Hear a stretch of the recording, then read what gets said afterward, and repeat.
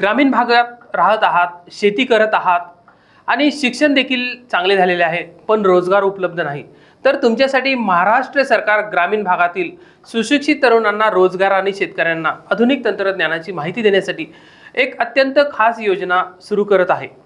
या योजनेद्वारे तुम्हाला थेट तुमच्या गावात राहून रोजगार उपलब्ध होणार आहे।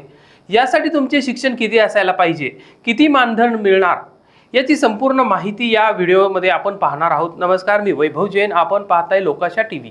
पोटाला चिमटा घेऊन महागडे बियाणे वापरायचे, पिकांना खत पाणी द्यायचं आणि यातच कधी ओला दुष्काळ पडतो तर कधी कोरडा दुष्काळ, आणि त्यातूनही पिकं चांगली आली तरी शेतमालाला योग्य भाव मिळत नाही, वर डोक्यावर कर्जाचा डोंगर, अशा अनेक समस्यांनी त्रस्त झालेल्या शेतकऱ्यांच्या मुलांसाठी राज्य शासनाच्या कृषी विभागाने एक योजना आणली आहे। या योजनेचे नाव कृषी मित्र योजना असे असून प्रत्येक गावात या कृषी मित्राची नेमणूक करण्यात येणार आहे।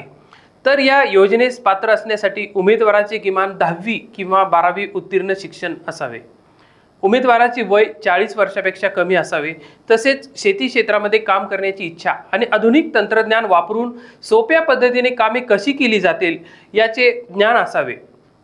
यात पहिल्याच टप्प्यात 11,500हून अधिक कृषी मित्रांची नियुक्ती करण्यात येणार असून एकूण नियुक्त्यांमध्ये 30% जागा महिलांसाठी राखीव असणार आहेत। तर सर्वात महत्त्वाचं म्हणजे कृषी मित्रांना दर 3 महिन्यांच्या अंतराने वर्षाला 18,000 रुपये मानधन देखील देण्यात येणार आहे।